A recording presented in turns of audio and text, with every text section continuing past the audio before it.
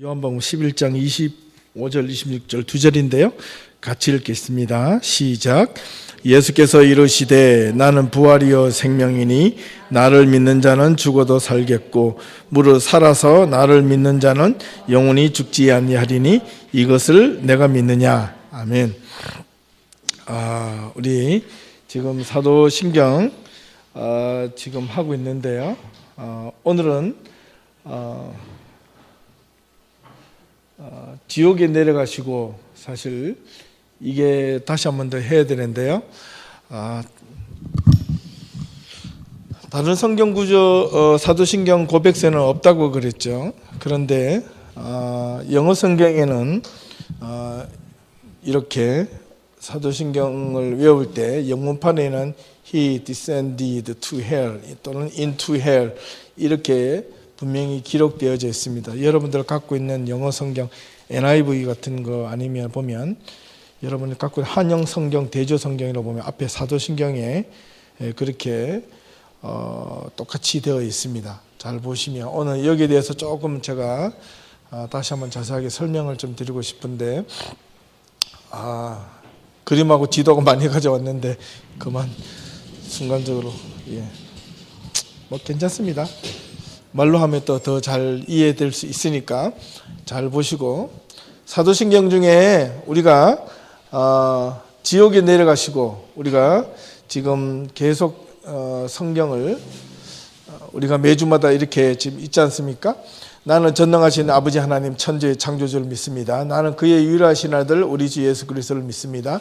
그는 성령으로 잉태되어 동정녀 마리아에게 나시고 본디오 빌라의 고난을 받아서 십자가 못 박혀 죽으시고 그 다음에 지옥에 내려가셔서 그리고 장사된 지 사흘 만에 죽은 자 가운데서 다시 살아나셨고 하늘에 오르시어 전능하신 아버지 하나님 우편에 앉아 계시다가 저리에서 산자와 죽은 자를 심판하러 오시리라. 나는 성령을 믿사오며 거룩한 공예와 성도의 교제와 죄를 용서받는 것과 몸의 부활과 영생을 믿습니다. 이게 이제 우리가 갖고 있는 사도신경인데요. 여기서부터 성부와 성자의 이제 중간쯤이 쫙 들어오는데 여기에 왜 He descended into hell이라는 이 단어가 빠져 있을까? 다른 성경에 많이 빠져 있습니다. 원래 니케아 신조를 가지고 사도신경을 근거로 삼았는데 로마 신경이라고 하는 고대 로마인들에게 세례를 줄 때 그 세례 고백문에는 이 예수님께서 지옥으로 내려가셨다는 말이 없습니다. 그러나 왜 영문판에 나중에 후대에 이것이 삽입이 되었는가, 추가가 되었는가 라는 문제는 이제 오늘 제가 좀 설명을 드리겠습니다. 이걸 잠깐 보시면요. 고대 지옥에 내려가, 지옥이라는 단어가 참 중요한데요. 여러분들 지옥이라 그러면 되게 좀 두렵죠, 사실. 좀 겁도 나고, 좀 뭔가 불안하고. 그러나 오늘 제가 여러분들한테 좀 말씀을 드리고 싶은 부분을 좀 잘 들어보시면 이런 뜻이로구나. 우리가 신앙 안에서 이 지옥이라는 개념을 이렇게 받아들여야 되는구나. 그동안에 여러분들 살아오신 그 신앙에 대한 그 지옥에 대한 개념하고 한번 비교를 잘 해볼 수 있기를 바랍니다. 먼저 이 구절에 대한 세 가지 해석이 옛날부터 있었어요. 첫 번째는 고대 교회에서는 옛날 초대 교회 같은 데는 모든 죽은 자들이 영원히 그냥 가는 곳, 이렇게 모든 죽은 자들이라면 신자와 불신자들 전체를 포함하는 겁니다.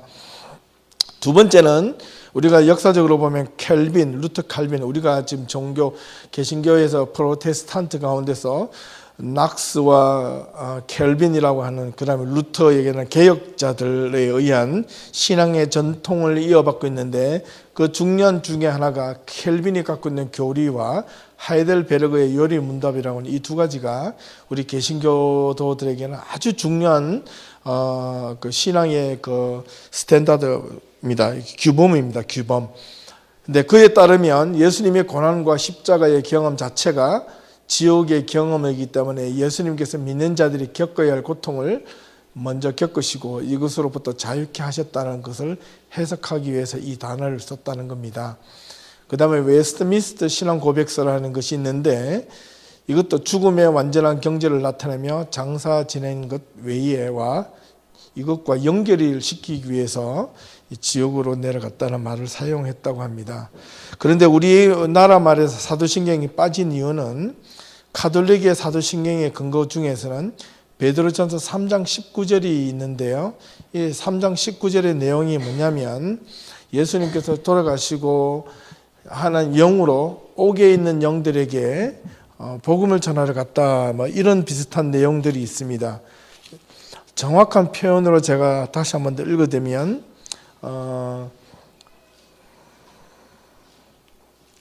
베드로전서 3장 19절에는요, 그가 또한 영으로 가서 옥에 있는 영들에게 선포하시니라 이렇게 되어 있거든요. 그렇기 때문에 이 구절을 가지고 어떻게 이해할 것인가 되게 많이 헷갈렸습니다. 그런데 가톨릭에서는요, 연옥설이라는 것이 교리가 있는데, 연옥이 뭔지 알죠? 천국과 지옥 사이에 있는 겁니다. 죽으면.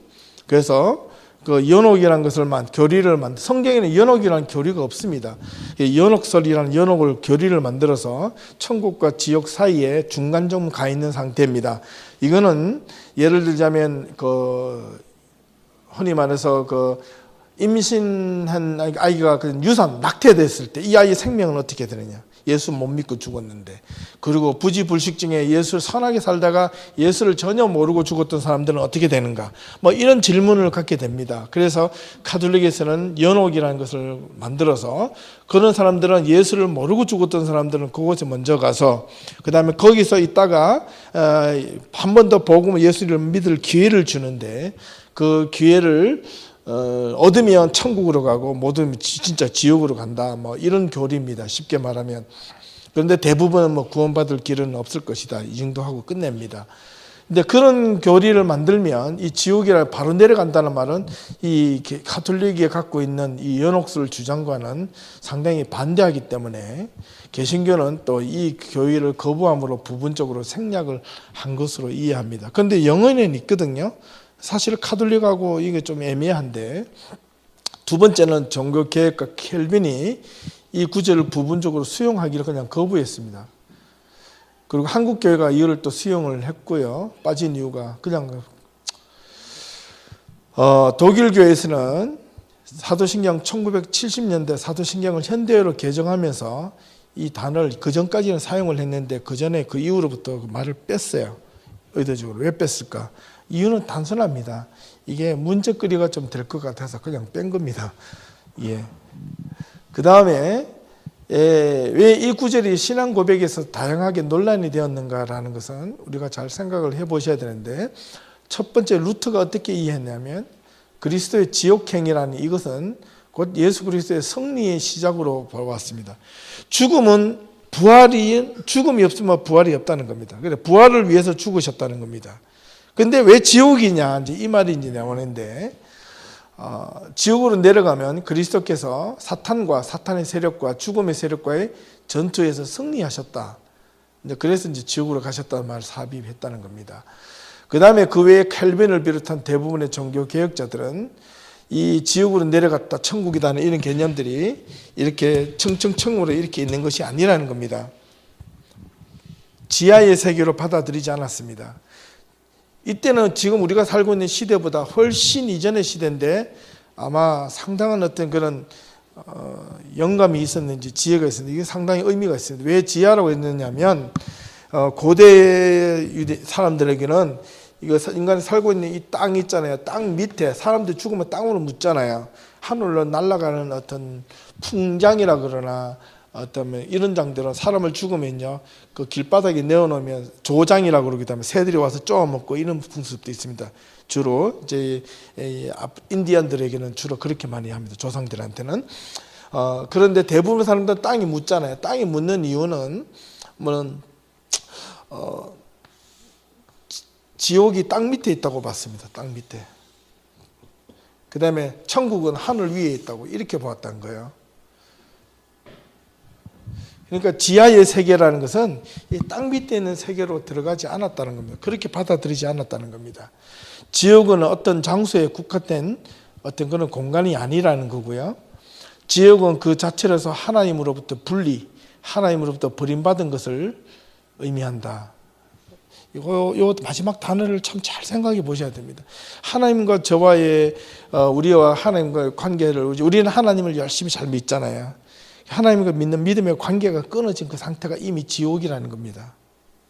그럼 예수님이 지옥으로 내려가시고라는 것은 뭐냐면, 우리 인류의 모든 죄를 그 지옥으로 허무, 무의미, 공허, 영원한 희망이 없음, 완벽한 절망이 있는 곳으로 우리의 모든 죄된 것을 함께 몰아넣으시고, 거기에서 끝이 난 것이 아니라 다시 되살아나시기 위해서 그곳으로 우리의 모든 허물들을 다 몰아넣으셨다는 겁니다. 이거는 상징적으로 상당한 의미가 있는데요. 그렇다면 나중에 심판 이후에 무슨 일이 있느냐? 그거는 그 다음의 문제입니다. 예수님의 죽음과 지옥과의 관계가 있는데, 죽음 그 자체는 어떻게 보면 블랙홀과 같이 허무, 공허가 그 자체가 아마 지옥이라는 겁니다. 예수님은 권위자로서 살고 죽은 것이 아니라 모든 권위를 포기자로 사셨고 죽으셨고 지옥에 참여하셨지만 그것으로 결코 실패자로 끝나지 않으셨다는 겁니다. 인간의 최종적인 두려움이, 저와 여러분들이 가장 큰 두려움이 있다면 죽음이죠. 그 죽음에 참여하신 예수님의 인간적인 삶은 또 하나님으로서의 또 새로운 구원의 주도자를 위한 과정의 길을 걸으셨다는 그런 내용입니다. 이제 여기까지 하면 아주 이해가 대부분 쉬운데, 제가 이걸 설명을 드려야 되는데 왜 안 가져왔는지, 다음 주에 꼭 참석을 하시기 바랍니다. 오늘 듣고 다음 주 되면 정확하게 이해를 아마 하실 수 있을 건데, 오늘 여러분들한테 제가 대신에 칠판으로 좀 대신하여 저걸 그대로 놔두고요, 한번 설명을 좀 드리겠습니다. 그렇다면 이 지옥에 관한 이 단어가 성경에는 어떻게 지금 설명을 하고 있는가가 중요한데요. 잘 들으세요. 재미있습니다. 저만 재밌는 게 아니라 여러분들 정말 재미가 있어야 되는데, 이 성경의 지옥이라는 단어가 성경에는 어떻게 설명을 하고 있는가입니다. 구약 첫 번째, 구약에서는요, 구약 성경에서는 이 지옥이라는 것을 스올이야, 히브리에서는 스올이라는 단어를 쓰고 있습니다. 스올이라는 단어를 쓰고 있거든요. 이 스올이라는 구약 히브리의 사람들이 갖고 있는 이 단어는 뭐냐면, 아까 앞서서 말한 것처럼 모든 죽은 자들이 가는 곳, 이렇게 표현했습니다. 또는 이렇게 삽니다. 사람이 가지고 있는 영원한 안식처. 여기 영원하라는 것은 완전히 이터널 그런 영혼이 아니고요. 사람이 죽고 난 뒤에 그냥 확실한 안식처, 이렇게 끊임없는 안식처, 누가 와서 흔들어도 제껴도 부족함이 없는 그런 안식처, 이런 뜻입니다. 그런데 신약 성경에 들어와서요, 신약 성경이 들어서 이 지옥이라는 단어를 뭘로 했느냐면 게엔나라는 말로 썼습니다.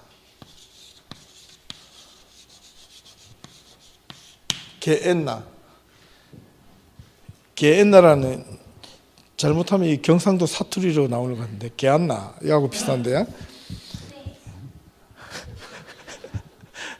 이 게엔나가 주로 어디에 나오느냐면 마태복음에 많이 나옵니다. 마태복음 5장 22절 같은 경우에 그 위에 쭉 나오는데요. 이 단어가 원래는 어디서 유래가 되었느냐면요, 여러분 그 성경에 보면 여호수아 15장부터 해가지고 예레미야 7장 8장에 보면 성경 구절이 많이 나오는데, 여호수아 15장 8절, 18절, 16절, 열왕기하 23장 10절, 역대하 28장 3절, 33장 6절, 예레미야 7장 31절, 32절, 19장 2절, 이렇게 종종 나오는데, 이 구절이 뭐냐면 구약 성경에 보면 흰놈의 아들, 흰놈의 아들 골짜기라는 단어가 나옵니다. 아시겠어요? 흰놈의 아들 골짜기라는 단어가 나오는데 이것을 히브리어로 바꾸어 놓으면 어떻게 설명을 하느냐면 히브리어를 쓰면 좋겠는데 써도 모르잖아요. 그러니까 이거를 그냥 영어식 발음으로 제가 한번 바꾸어 볼게요.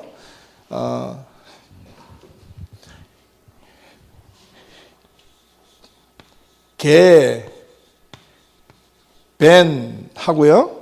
벤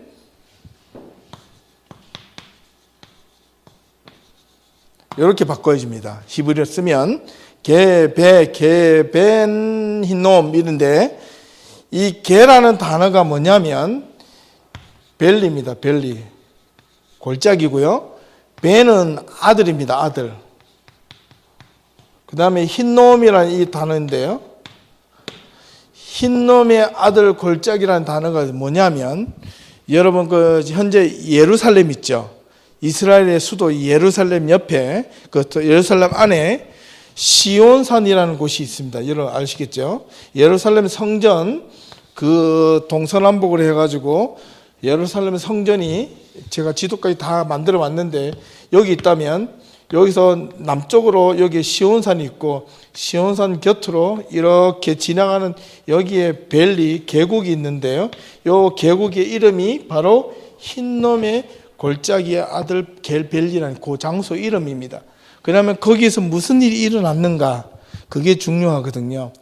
옛날에 고대 이스라엘 사람들이 예루살렘의 그 옆에 흰놈의 골짜기의 여기 아에서 몰렉과 암몬 신을 섬기던 사람들이 거기에서 제사를 드렸습니다.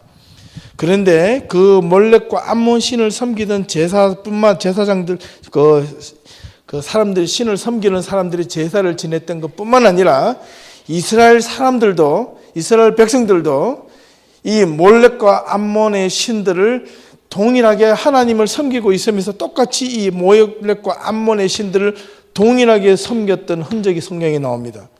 그게 예레미야 7장 32절에서 설명을 하고 있는데 이 몰렉과 암몬의 그 모압과 암몬이죠. 그 몰렉 신이죠. 그 신을 섬기는 이 장소가 흰놈의 아들 골짜기인데 여기에서 자기 자녀들, 어린 아이들을 특히 그곳에서 산채로 신에게 제물을 바칩니다. 뜨겁게 달구어진 어떤 청동으로 만들어진 신의 형상 손바닥 위에 살아있는 어린아이들을 그 위에 올려놓고 죽여버립니다. 그래서 그 아이들을 죽을 때 그 아이 비명소리를 감추기 위해서 주변에서 그 신상의 주변에서 많은 사람들이 큰 북을 갖다 놓고 둥둥둥둥둥둥둥 칩니다. 그럼 아이의 소리가 묻혀지죠. 그러나 그것을 예배 드리고 신전에다가 그 아이를 바치는 게 흰놈의 골짜기에서 죽은 어린 아이들만 수천 명이 넘는다고 합니다. 한꺼번에 막 수십 명에서 수백 명도 죽었고요. 그렇기 때문에 이 흰놈의 골짜기라는 그 자체는 이미 뭐냐면 죽음의 골짜기라고 히브리 사람들은 설명을 하는 겁니다. 희망이 없고 오직 절망만 있는 곳,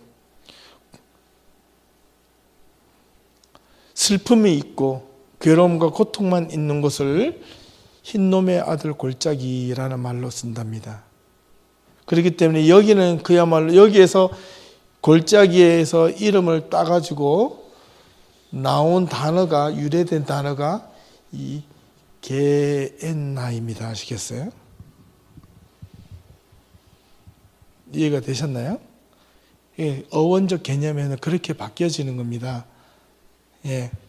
여러분들이 흔히 이해하실 때 이게 영어에서 hell 이런 단어가 여러 각도에서 해석이 되는데 하나는 스월, 하나는 게엔나, 그 다음에 또 헬라어로 보면 하데스라는 것도 이것도 지옥이란 말도 쓰는데 이 하데스는 뭐냐니까 엄격히 영어로 말하면 grave 이런 뜻입니다. 무덤이라는 뜻이에요. 그런데 영어 성경이나 한글 성경, 영어 성경에는 이 하데스라는 단어를 grave라는 단어를 많이 쓰고요. 근데 한글에서는 번역이 어떻게 된 건지 다 지옥으로 번역을 해놨어요.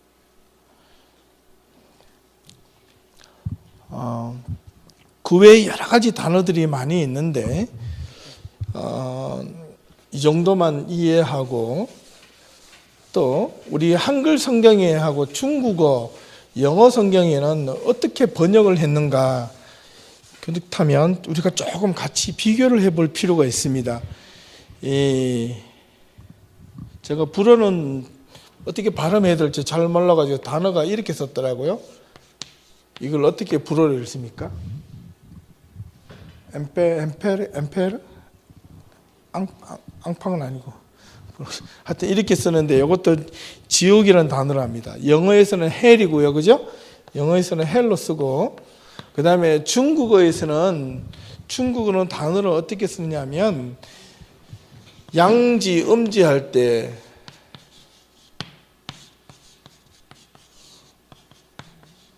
이렇게 씁니다. 음간이라고 해서 그늘진 공간, 그늘진 곳, 이렇게 지금 설명을, 중국어 성경을 번역할 때는 그렇게 써놨고요. 원래 지옥이라는 단어를 그대로 하면 땅지자다가 이렇게 감옥 옥자 이렇게 써야지 지옥이라는 단어가 나오는데 음간이라고 표현을 해놨습니다. 그 다음에 일본말로는요, 또 재밌어요. 일본말은 똑같이 이렇게 일본 성경에서는 음부라는 단어로 일본말로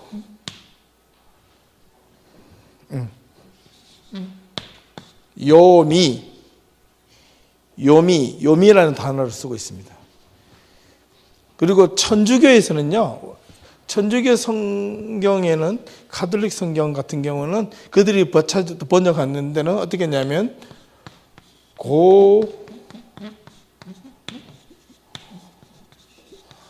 고성소 이렇게 번역을 해놨습니다. 오래된 거룩한 장소, 깊은 장소, 뭐 그런 뜻. 그리고 성공회 있죠. 앵글리칸 철치에서 한글 성경은 어떻게 하냐면 똑같이 중국어 성경처럼 간이라는 단어로 써 있습니다.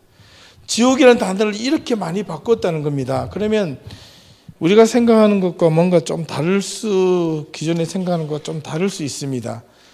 자, 그렇다면 제가 오늘 여러분들한테 설명을 좀 해주기 위해서 두 가지에 대한 이슈를, 여기에 또 신앙이 좀 좋은 분도 있겠지만은 혹시 좀 잘 모르시는 분들 잘 들어보시면 잘 이해가 좀 되실 수 있습니다. 초대 교회에서는요, 교회 지도자들, 흔히 말해서 목회자들이나 그 교인들을 가르쳤던 중에 초대 교부 지도자들은 어떻게 이해를 했느냐면 예수님께서 지옥으로 내려가셨다는 것을 계속해서 가르쳤다고 문헌에 기록되어져 있습니다. 그런데 우리가 그렇다면 이걸 보통 분들이, 어떤 분들은 이제 저한테 성경을 갖고 와서 막 이렇게 가끔씩 따져서 물어요. 목사님, 그러면 아까 읽었던 베드로전서 3장 19절 같은 경우는 어떻게 해석을 해야 되나요? 좀 그렇게 묻습니다. 예를 들어서 우리가 방금 읽었던 베드로전서 3장 19절 같은 경우는 그가 영으로 옥에 있는 영들에게 어떻게 선포하시니라. 요 한 구절만 갖고 와서 그럼 지옥 가서 설명하는 거 아닙니까? 이렇게 좀 예수님이 돌아가시고 3일 동안 뭐 하셨나요? 이렇게 해서 지옥으로 가셨는 거 아닙니까? 이렇게 설명합니다. 그런 질문은 좋은데 성경을 좀 많이 읽으셔야 될 분들입니다. 왜냐하면 3장 20절을 읽어보시면, 여러분 혹시 성경 갖고 계신가요? 3장 20절을 보시면 19절부터 더 정확하게 하기 위해서는 18절부터 읽어야 됩니다. 18절부터 한번 읽어볼게요. 그리스도께서 단번에 죄를 위하여 죽으시고 의인으로서 불의한 자를 대신하셨으니 이는 우리를 하나님 앞으로 인도하려 하심이라. 육체로는 죽이심을 당하고 영으로는 살리심을 받으셨으니 이러니까 뭔가 또 이상해요. 느낌이. 그가 또한 영으로 가서 옥에 있는 영들에게 선포하시느니라. 예수님이 죽으셨다는 말은 없어요. 그죠? 그런데 이걸 돌아가신 이후에 앞에 위에 죄를 위해서 죽으사 이랬기 때문에 십자가 못 박혀 돌아가시고 3일 동안 이 19절에 있는 말씀에 근거하면 영으로 가서 옥에 있는 영들에게 복음을 전한 것이 아닙니까? 이렇게 물었는데요. 그러면 지옥에 가 있는 사람들한테 했던 말이라고 이해할 수 있는데 20절을 보시면 그 답이 다르게 나옵니다. 그들은 누구입니까? 옥에 있는 영들인데요. 그들은 누구라고요? 이전에 노아의 날 방주를 준비할 동안 하나님이 오래 참고 기다리실 때에 복종하지 않으던 자들이라. 이 사람들에게 전했다는 겁니다. 이해가 되셨나요? 문맥으로 보면 그렇게 돼 있죠. 이해가 되셨나요? 한 번 더 할까요? 19절에 그가 또한 영으로 가서 영적으로 스피릿로 아니면 푸뉴마 이렇게 되는데 옥에 있는 영들에게 가서 선포하시는데 그 옥에 있는 영들 그들은 누구냐면 옥에 있는 영들 그들이 누구냐면 이전에 옛날에 노아의 날 방주를 준비할 동안에 노아가 방주를 준비할 동안에 하나님이 오래 참고 기다리실 때에 복종하지 아니하는 자들. 여러분 노아 영화 보셨습니까? 이거는 성경하고 좀 많이 틀리는 내용이에요. 노아라는 영화는 거기 보면 네피림이라 거인들이 막 노아를 도와주고 막 그런 게 나오잖아요. 그거하고 좀 다른 내용들입니다. 그러니까 그거 보고 나서 이 성경이 희한해 이러면 안 되고 성경을 읽고 나서 성경 영화가 이렇게 픽션이 들어있구나 이렇게 이해를 하셔야 됩니다. 그러니까 여러분들이 여기에 보면 내용이 좀 이상해요. 노아의 방주의 때에 이전의 사람들에게 복음을 전했다는 겁니다. 그럼 그 이후의 사람들은 그럼 뭐냐라는 겁니다. 그러니까 우리가 좀 헷갈릴 수 있어요. 그리고 또 하나의 문제는 여러분이 그 누가복음 23장 43절을 보면 우리가 참 재밌는 성경 구절이 나오는데 예수님께서 십자가 못 박혀 돌아가실 때 이런 구절이 나옵니다. 그 전에 베드로전서 4장 6절을 한 번 더 보십시오. 넘기기 전에 그 밑에 베드로전서 4장 6절을 보시면 이렇게 기록되어 있습니다. 이를 위하여 죽은 자들에게도 복음이 어떻게 됐다고요? 전파되었으니 이미 전파되었다는 겁니다. 이는 육체로는 사람으로 심판을 받으나 영으로는 하나님을 따라 살게 하려 함이라. 이 영이라는 단어가 계속 스피릿 이렇게 나오는 푸뉴마 맞습니다. 맞는데 그렇다면 이 누가복음 23장으로 한번 넘어와 보겠습니다. 23장 43절로 한번 여러분 펴보시기 바랍니다. 누가복음 23장 43절을 보시면 예수님께서 십자가에 못 박혀 돌아가실 때 그 장면이 나옵니다. 강도에게 양쪽편에 강도가 있었어요. 그 한쪽 강도가 주여 당신 나라에 임할 때에 나를 기억하옵소서 이렇게 하니까 43절에 예수님께서 어떻게 말씀하셨느냐면 찾으셨나요? 같이 한번 읽어볼게요. 시작. 예수께서 이르시되 내가 진실로 내게 이르노니 내가 오늘 나와 함께 낙원에 있으리라 이렇게 되어 있어요. 그럼 예수님이 지금 돌아가시면 어디에 있겠다고요? 그죠? 그러면 이 지옥으로 내려갔다는 말하고 낙원에 있겠다는 예수님께서 말씀하신 낙원에 있겠다는 말하고 뭐가 틀린가요? 조금 헷갈리시죠? 그러니까 성경을 이 단어를 막 여러 개를 써서 그런데 쉽게 생각 하나로 탁 뭉치면 어렵지 않습니다. 이 헬이라는 단어를 쓸 때 우리는 참 두려운 느낌이 드는데 성경에서 헬이라는 단어는 아까서 구약 신약에서 나오는 이 게헨나 죽음의 골짜기에서 나온 비롯된 이 단어에서 헬이라는 말이 나왔다는 걸 꼭 명심을 해야 됩니다. 그리고 또 하나가 여기서 있는데 낙원이라는 이 단어를 여러분들 조금 제대로 이해하실 필요가 있어요. 이 낙원이라는 이 단어가 영어로는 파라다이스죠. 그죠? 파라다이스인데 이게 천국이란 또 낙원이란 뜻이잖아요. 파라다이스. 이야, 이 파라다이스인데 이 파라다이스란 이 원래의 단어는 어디에서 나오느냐면 페르시아 왕국, 페르시아가 지금 이란, 이라크 지역에 있는 그 페르시아의 사람들이 쓰던 용어에서 나왔습니다. 이 페르시아인들은 이 파라다이스라는 이 단어를 어떻게 이해를 했느냐면 넓은 판판한 공간에 이렇게 울타리를 쳐놓고요. 사자나 늑대나 이리가 아무로 침범하지 못하도록 완벽한 울타리를 쳐놓고 거기 안에서 편안하게 쉬는 곳이랍니다. 그게 페르시아의 용어에서 파라다이스라는 단어였답니다. 이 단어는 나중에 히브리어로 건너와서 파르데스란 말로 바뀌었습니다.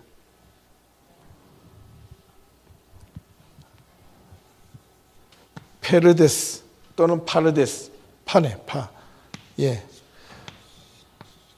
파르. 히브리어로 이게 P, A, R, D, E, S. 거꾸로 가니까 파르데스입니다. 파르데스란 말인데 이 파르데스가 헬라어로 들어갈 때는 뭐냐니까 파라데이소스란 말로 바뀌었습니다. 그래서 그 단어가 예수님께서 쓸 때 히브리인들은 이 파르데스라는 단어가 원래는 공원, 숲, 편안한 휴식처 이런 뜻입니다. 아시겠어요? 이것이 나중에 신약으로 넘어가면 똑같이 원래 파르데이소스라는 이 단어는 두려움과 고통과 절망과 괴로움이 없는 편안한 휴식처 이런 뜻입니다. 그래서 예수님께서 십자가 위에서 고통받고 있는 이 강도에게 당신의 나라에 임할 때에 나를 기억하옵소서라고 간구하고 부탁할 때에 예수님께서 그를 향하여 그가 지금 고통받고 있는 그 순간에 그에게 가장 큰 위로와 힘은 오늘 네가 나와 함께 고통도 절망도 괴로움도 죽음도 없는 편안한 곳에서 나와 함께 있을 것이다. 한번 생각해 보십시오. 그 말을 들을 때 이 사람은 지금 살을 찢기는 듯한 극한의 고통을 갖고 있는데 예수님께서 그 단지 천국이란 단어가 아니라 이 파라데이소스라는 그 단어 속에는 네가 지금 고통을 당하고 있지만은 조금 있으면 네가 영원한 고통이 없고 영원한 슬픔이 없고 가장 편안한 이 모든 것에서부터 가장 편안한 쉴만한 공간에서 편히 쉬게 될 것이다. 이런 뜻이었습니다. 얼마나 위로가 되었을까요? 그죠? 예수님께서 그렇지만은 예수님께서 또 하나의 질문이 있는데 예수님께서 십자가를 지시기 이전에 감람산에서 울면서 기도할 때에 죽음을 앞에 두고 기도할 때에 아버지여 할 수만 있거든 이 잔을 내게서 멀리하게 해달라는 그 기도는 죽음을 피하게 해달라는 기도였습니다. 안 죽고 싶다는 겁니다. 바꿔 말하면 죽음이 너무 극한의 고통이 있다는 것을 허무와 두려움과 절망과 희망이 전혀 없는 공간으로 자기가 자꾸 떠밀려지는 것을 너무 두려웠다는 겁니다. 이것이 예수님은 견디기가 인간적인 모습으로 견디기가 너무 힘들었다는 겁니다. 그런데 예수님은 그 기도만 하고 끝난 것이 아니라 그러나 내 온대로 마옵시고 아버지의 뜻대로 해달라는 그 기도를 갖고 예수님은 십자가를 지고 골고다 언덕으로 가셔서 돌아가신 겁니다. 근데 마지막 그 자리에서 강도에게 파라데이소스란 말을 한 겁니다. 놀랍죠? 참 성경을 참 정말로 오묘합니다. 그러고 나서 예수님이 어디에 가셨느냐? Go to the hell. 그럼 그 헬이 뭐냐? 그 헬은 다름이 아닌 이 죽음의 골짜기로 예수님도 사람이 죽으면요, 그 골고다 언덕에 십자가가 매달린 그 뒤에 낭떠러지인데 사람이 죽으면 그 뒤로 그냥 십자가에 내려가지고 푹 차가지고 뒤로 떨어뜨려 버립니다. 그 자리가 살육의 골짜기입니다. 아시겠어요?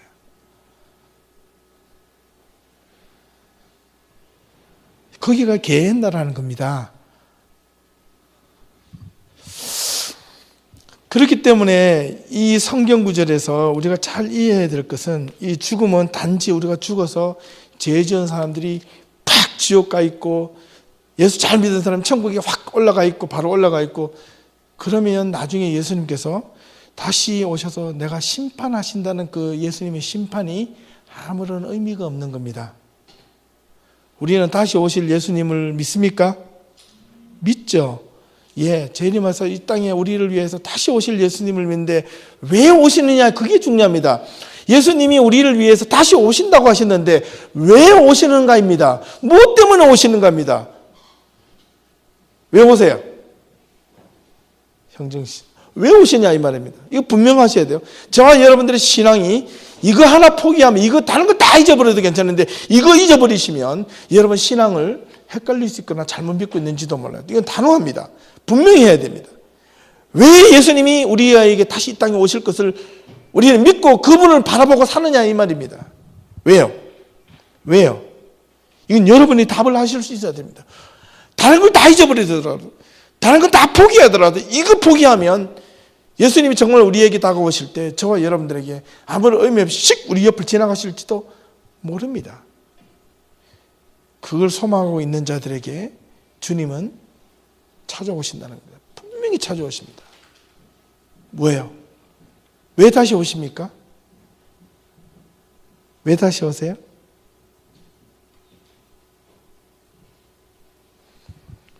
분명합니다.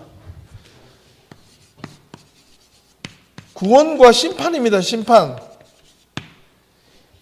분명한 예수 그리스도가 다시 오실 것을 믿고 그분을 따르는 자에게는 100%의 구원을 주시고 그분을 믿지 않는 자들에게는, 그분을 따르지 않는 자에게는 100%의 뭐가 있기 때문에, 심판이 있기 때문에. 그런데 이전에 죽음으로써 이미 이전에 사람들이 죽는 순간 심판이 벌써 받아가지고 천국과 지옥이 이미 갈려져 있다면 이거는 아무런 의미가 없는 겁니다. 아시겠어요? 예수가 이 땅에 오는 건 아무런 의미가 없는 겁니다. 재림하는 예수의 의미는 아무것도 의미가 없는 겁니다. 우리의 소망은 그냥 죽는 순간 끝이 나는 겁니다. 아시겠어요? 그렇기 때문에 저와 여러분들이 어떻게 보면 신앙을 바르게 갖는다는 것은 바로 이런 의미가 있습니다. 분명한 의미가 있습니다. 하나님을 믿는 그 믿음에는 어떻게 우리가 받아들여야 되느냐. 예수님이 지옥으로 내려가셨다는 그 말 한마디 속에 상당한 고대에 많은 사람들의 혼란이 있었습니다. 그러나 헷갈릴 이유가 전혀 없습니다. 잘 보십시오. 예수님이 여기 계셨습니다. 예수님이 있는데 그분은 영원히 함께 할 수 없는 것을 함께 하도록 선을 연결시켜 주신 분입니다. 어떻게 했냐면 우리가 살고 있는 이 삶과 이 죽음의 문제를 예수님이 스스로 죽으시면서 부활이라는 공간으로 연결시켜 주시기 위해서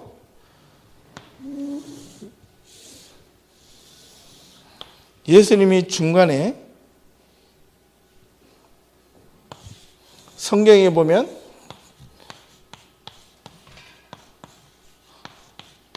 중보자로서의 역할을 하셨다는 겁니다.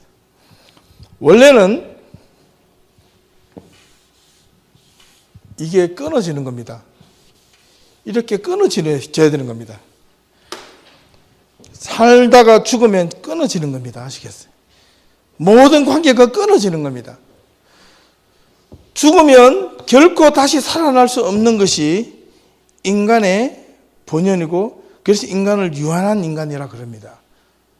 그런데 하나님은, 예수님은 그가 직접 십자가에 돌아가시면서 그가 가셨던 삶을 통하여 인간의 모든 삶이 모두가 죽음으로밖에 가서 다 죽어서 결코 다시 살아날 수 없는 허무한 존재이지만, 그러나 예수 그리스도로 말미암아 죽음에 동참하셔서 그 죽음으로 말미암아 다시 무엇을 연결시켜 주셔서 궁극적으로는 부활을 연결시켜 주신 분이십니다. 그래서 그가 장사되시고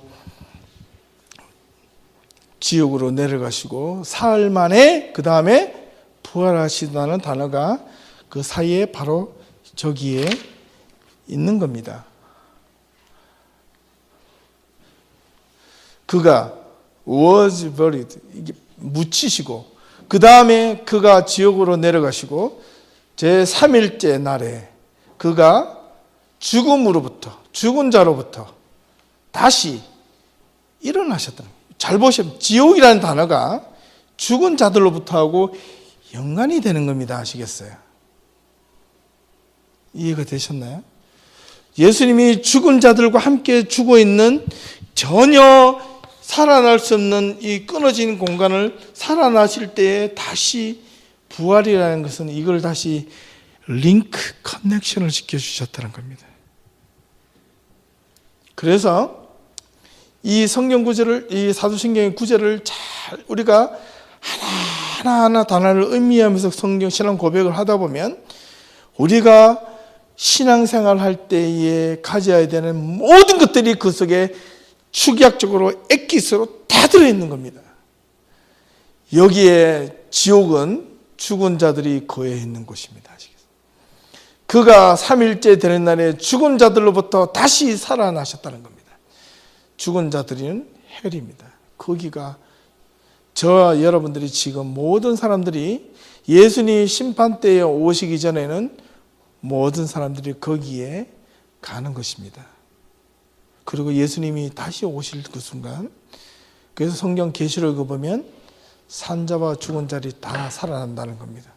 오늘 읽었던 요한복음 11장에도 죽은 나사로를 향해서 마르다가 펑펑 울었다가 예수님께서 나사로를 살려주셨고, 살려주셨을 때 예수님께서 그 사람에게 이야기를 합니다. 마르다에게인가요? 이야기를 합니다. 예, 마르다가 마지막 부활 때에 다시 살아날 줄을 내가 아나이다, 이렇게 되어 있어요. 마르다도 이 죽음에 대해서는요, 히브리적 사고 개념에서 이렇게 영원한 안식처, 파라데스, 이 개념을 유대인이기 때문에 알고 있었던 겁니다. 그래서 이 말을 한 거예요. 마지막 부활 때에는 다시 살아날 줄을 내가 아나이다. 그러니까 예수님께서 이르시되 나는 부활이요, 내가 부활이야. I am the resurrection and the life. 내가 부활이요 생명이라고 이야기를 했습니다.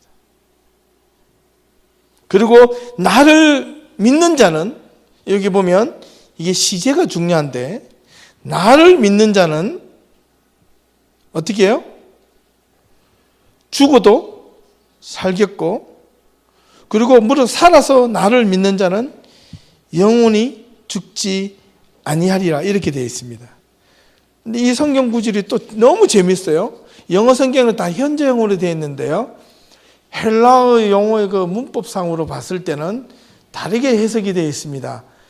나를 믿는 자는 했을 때 이거는요, 언제냐면 이게 시제가 현재입니다.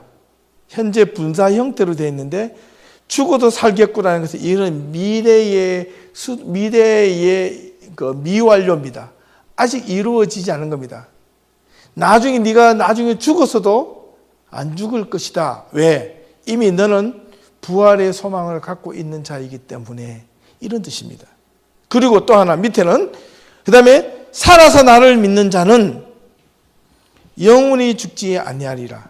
이거는 지금 네가 나를 현재 믿고 있기 때문에 네가 죽어도, 미래에 나중에 죽어도 또 앞선 말처럼 죽는 것이 아니야. 걱정하지 마. 죽을 이유가 아무것도 없어. 이런 뜻입니다.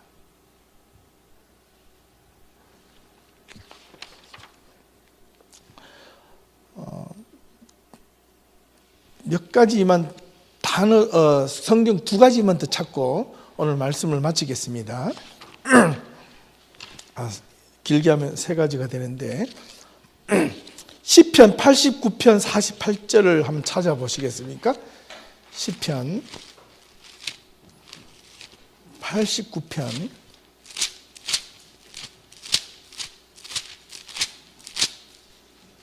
89편 48절을 찾으셔야 되는데 참 여기에 보면 이런 단어가 있습니다. 말이 있습니다. 제가 읽을게요. 누가 살아서 죽음을 보지 아니하고 자기의 영혼을 스올의 권세에서 건지리까, 이렇게 성경이 되었죠. 이 단어는 누가 살아서 죽음을 보지 않고, 이 죽다라는 단어는 뭐냐면 마베트라는 단어인데 정말 목숨이 딱 끊어지는 그걸 이야기하는 겁니다. 자기의 영혼, 이 영혼이라는 단어가 네페시인데 이게 루아흐라는 단어가 아니라 네페시입니다. 생명입니다. 생명. 정확하게는 자기의 생명을 스올이라는 단어로 바꿔놨죠. 옛날 성경에는 뭐라고 되어 있나요? 우리 권사님은 이게 스올이라고 되어 있죠. 스올. 그러면 아까 제가 스올이라는 단어를 뭐라고 그랬죠? 뭐라고 표현한다 그랬죠? 모든 사람들이 가는 곳, 죽어서 가는 곳. 그러면 해석을 누가 살아서 목숨이 끊어지지 않음을 보고 자기의 생명을 무덤의 권세에서 건질 수 있는 자가 있을까, 이런 뜻입니다. 없다라는 단어입니다. 자, 여기에서 지난주에 잠깐 제가 끝날 쯤에 말씀해 드렸던 잠언 전도서인가요? 전도서 3장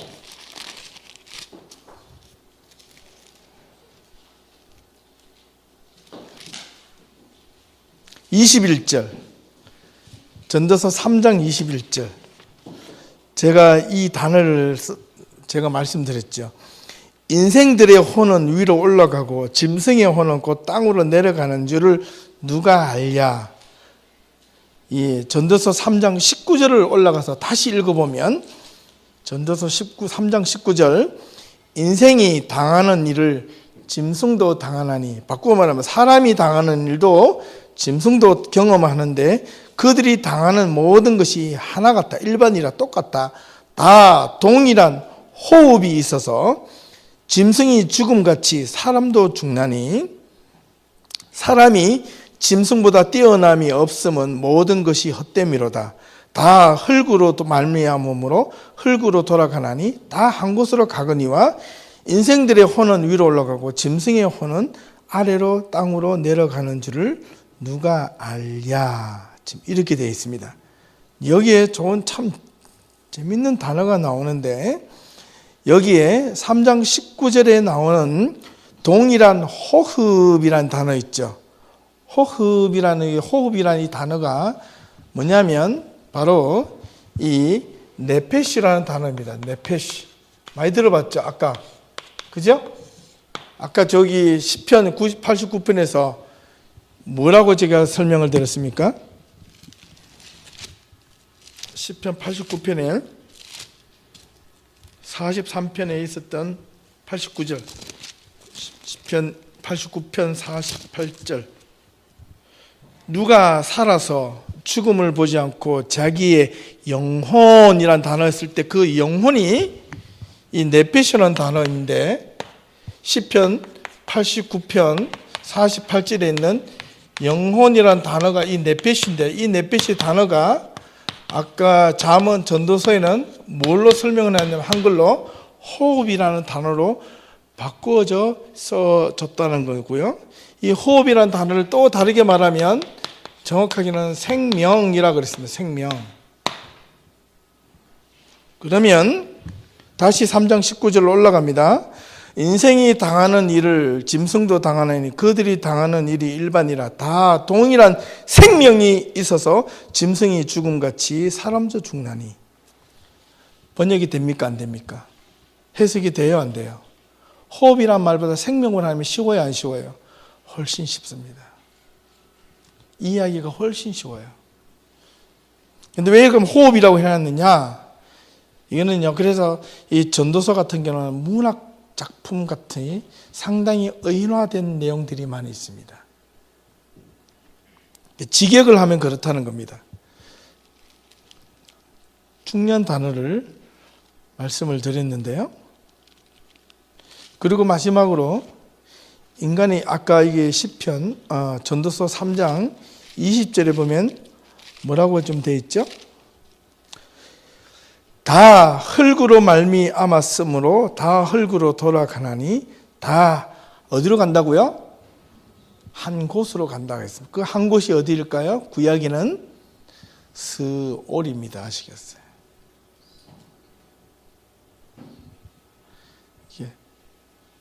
성경을 정확하게 이해를 하셔야 됩니다. 그리고 성경에는 하나님이 인간을 어떻게 만드셨느냐 하면 창세기 2장 7절로 가겠습니다. 요거는 제가 형정이한테 묻습니다. 긴장하십시오.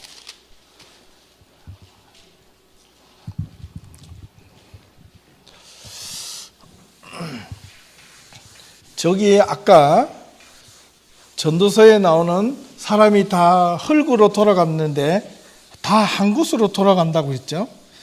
그 흙이라는 단어를 잘 이해하셔야 되는데 여러분 영어 성경 혹시 갖고 계신 분이 있나요? 누가 영어 NIV 갖고 계신 분? 예. 거기에 3장 20절에 흙이라는 단어를 영어를 뭐라고 써놨나요? dust. 뭐죠? 먼지입니다. 먼지.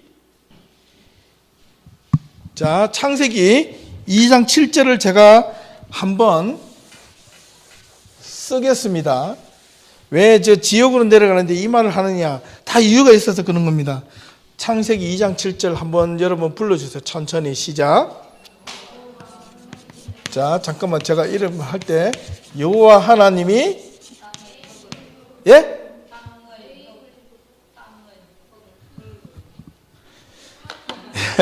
예. 군사님 천천히 땅에 흙으로 사람을 지으시고 생기를 그 코에 불어넣으시니 사람이 생명이 되니라. 오케이. 자, 해정 2장 7절. 창세기 2장 7절. 영어 성경에 자, 여호와 하나님이 영어로 어떻게 되어 있어요? 더 여호와는 Lord입니다. God. 영어에서는 God, Lord로 바뀌어져 있어요. 그 다음에 땅의 흙으로는 어떻게 되어 있어요? 예. From the dust of ground. 그 다음에 사람을 뭐라고 되어 있어요? 사람을 지으시고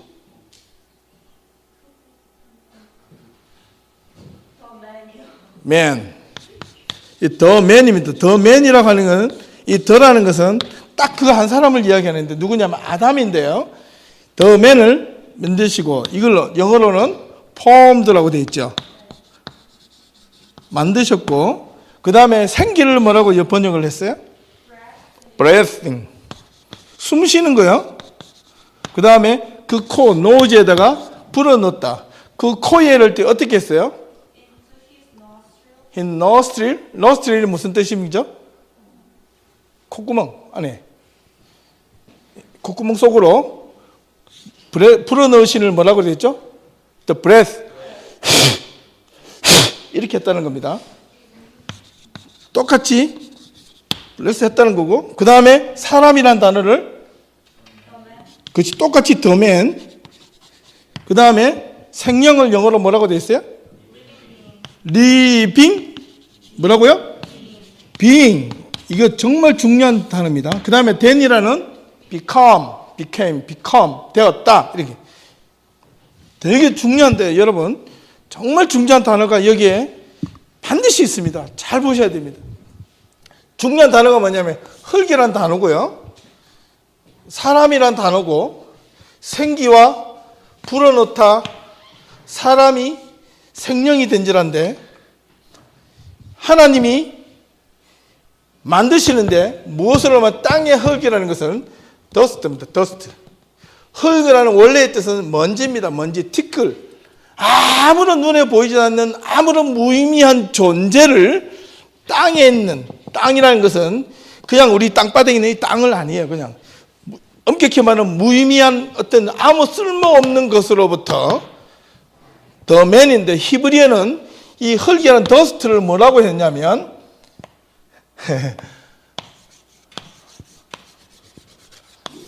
히브리어로 아담입니다. 아시겠어요? 히브리어로 아담이 흙이라는 뜻인데 먼지라는 뜻입니다. 원래. 그런데 이 아담을 가지고 옛날 우리 다 했잖아. 둘이. 그죠? 그러면 이 사람을 뭐라 그랬죠?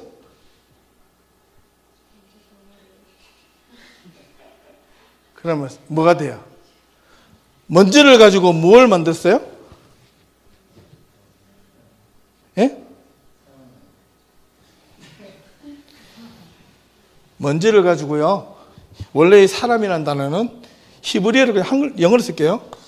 아다마 해가지고 이게 복수입니다. 복수.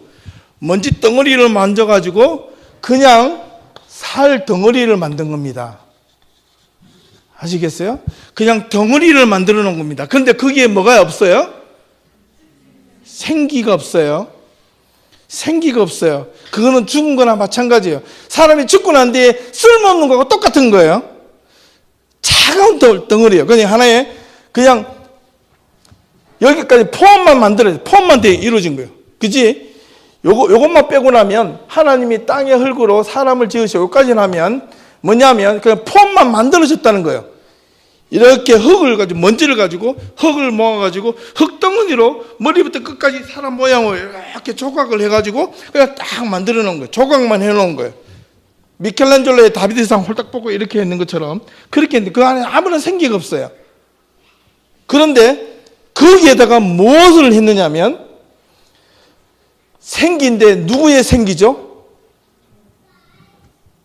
혜정, 영어에 보면 생기를 누구의 생기예요?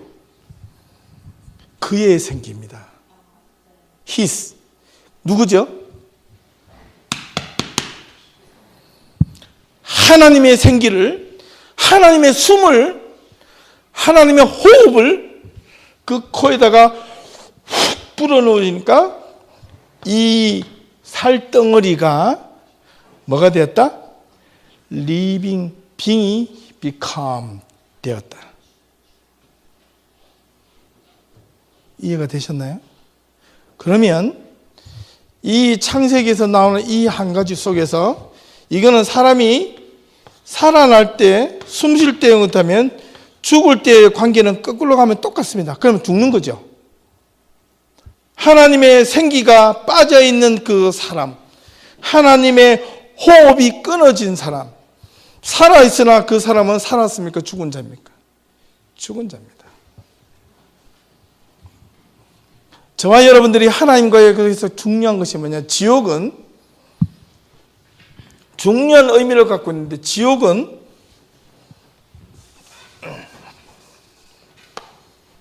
가장 지옥이라는 단어에 갖고 있는 의미의 가장 중요한 것은 모든 관계의 단절을 의미합니다. 결코 이을 수 없는 희망을 이을 수 없고 생명을 이을 수 없고 기쁨을 이을 수 없고 하나님의 그 환희를 이을 수 없고 오직 고통과 절망과 슬픔과 괴로움과 좌절만이 있는 곳이 바로 헬입니다. 그런데 예수님은 그곳에 동참을 하셨습니다. 그런데 거기서 끝난 것이 아니라 부활하신 겁니다.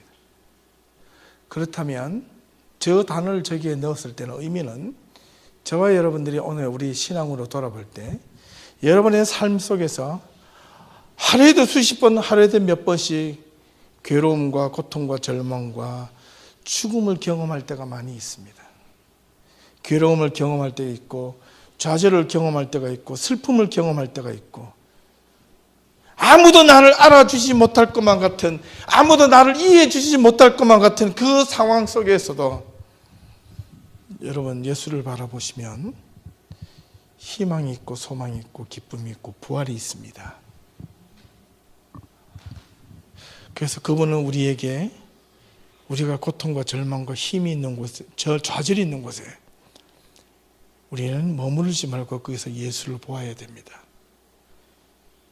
하나님을 바라보아야 됩니다.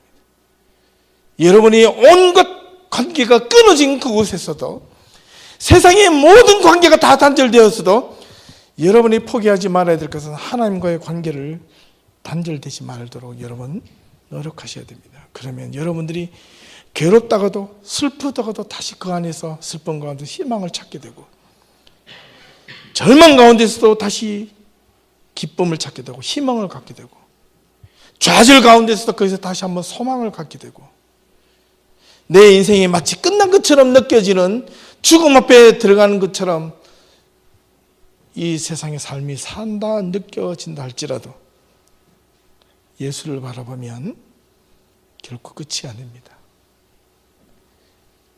이런 모든 의미가 지옥으로 내려가시고 그 다음에 이어질 장사한 지 사흘 만에 다시 살아나시사, 거기까지 다 들어있는 겁니다.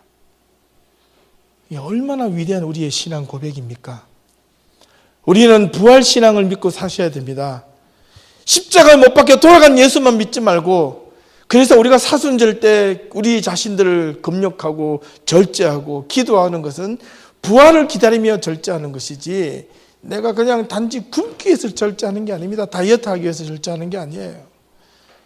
저와 여러분들이 항상 어느 순간에도 여러분 삶 속에도 혹시나 행여나 여러분 삶에 뭔가 슬픔이나 괴로움이나 절망이나 좌절감이 느꼈다가도 여러분 히브리서 12장을 보면 이런 말이 있습니다. 마지막으로 이 구절을 읽고 마치시죠. 히브리서 12장 1절 이러므로 우리에게 구름같이 허다한 증인들이 있으니 모든 무거운 것과 얽매기 쉬운 죄를 벗어버리고 인내로서 우리 앞에 당한 경주를 하며 믿음의 주여 또 온전케 하시는 이인인 예수를 바라보자. 그는 그 앞에 있는 기쁨을 위하여 십자가를 참으사 부끄러움을 개의치 아니하시더니 나중에 부활하셔서 하나님 보좌 우편에 앉으셨느니라. 너희가 피곤하여 낙심하지 않기 위하여 죄인들이 이같이 자기에게 거역한 일을 참으신 일을 생각하라. 너희가 죄와 싸우되 아직 피 흘리기까지는 대항하지 아니하고 또 아들들에게 권하는 것 같이 너희에게 권면하신 말씀도 잊었도다. 일러서되 내 아들아 주의 징계하심을 경히 여기지 말고 그의 꾸지람을 받을 때에 낙심하지 말라. 주께서 그 사랑하시는 자를 징계하시고 그가 받아들이시는 아들마다 채찍질 하심이라 하였으니 너희가 참음은 징계를 받기 위함이라. 하나님이 아들과 같이 너희를 대우하시나니 어찌 아버지가 징계하지 않는 아들이 있으리요. 징계는 다 받는 것이오늘 너희에게 없으면 사생자요 친아들이 아니니라. 여기에 너희가 참으면 징계를 받기 위함이었는데 이 징계는 여러분 그 막 징계가 딴 게 아니라 교육, 파이데이아 훈련입니다. 훈련. 원래는 징계란 말이 잘못된 겁니다. 훈련을 받기 위함이라. 사랑하는 우리 성도 여러분, 괜히 엉뚱한 것에 힘을 쏟지 말고 저와 여러분들이 하나님의 말씀 앞에만 분명히 집중해서 들으시면 여러분 부활신앙 여러분 가슴속에 기쁨으로 와닿을 줄로 믿습니다. 놀랍습니다. 여러분 삶에 고통이 있을 때 예수를 바라보십시오. 절망이 있을 때 예수를 바라보십시오. 슬픔이 있을 때 예수님을 생각하십시오. 예수님을 부르짖으십시오. 찾으십시오. 그러면 그분이 여러분 마음속으로 찾아오셔서 여러분들에게 다시 솟아날 길을 가르쳐 주실 겁니다. 기도하겠습니다. 하나님, 오늘 우리에게 주신 말씀을 생각합니다. 주님이 지옥으로 내려가신 이유를 생각합니다. 정말 모든 사람들이 지옥에 대한 두려움만 갖고 있지 하나님을 바라보고 살아있는 소망을 가질 생각은 왜 하지 않는지 오늘 이 시간에 우리가 다시 우리 자신들을 또 돌아보고 살아계신 하나님을 우리 마음속에 산 소망을 가지고 살아갈 수 있게 도와주시고 부활 소망을 가지고 살아가는 저희 모든 이들이 되게 도와주시옵소서. 우리는 죽음을 극복하신 예수 그리스도를 바라보며 살아가는 그런 담대함과 희망과 용기를 주시옵소서.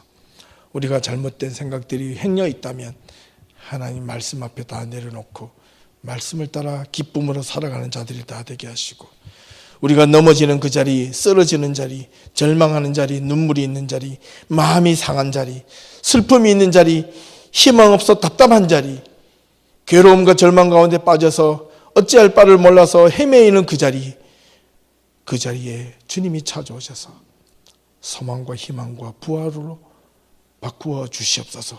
오직 당신만이 하실 수 있사오니 주님, 우리 예수 그리스도를 의지합니다. 우리 모든 우리 이아담의 성도들은 오직 살아계신 예수님을 소망으로 삼고 살아가는 자들 다 될 수 있도록 도와주시옵소서. 예수님의 이름으로 기도합니다. 아멘.